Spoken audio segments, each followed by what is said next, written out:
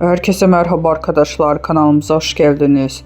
Mert Ramazan Demir tenis turnuvasında birinci oldu. Mert Ramazan Demir yaz aylarında aşk haberleriyle gündeme gelmişti. 27 yaşındaki ünlü oyuncu bu kez bambaşka bir konuyla adından söz ettirdi. Mert Ramazan Demir İstanbul'da gerçekleşen tenis turnuvasında birinci oldu. İşte o detayları sizlere sunmakta devam ediyoruz.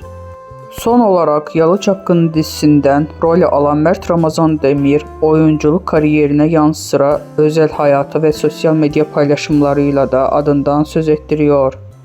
Instagram hesabından 4.700.000 takipçisi bulunan ünlü oyuncu, İstanbul'da gerçekleştirilen bir tenis turnuvasında hünerlerini sergiledi.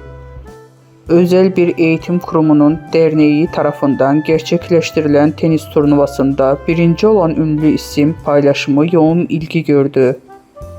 Bizden bu kadar arkadaşlar. Videoların devamını gelmesini istiyorsanız kanalımıza abone olmayı unutmayalım. Hoşça kalın.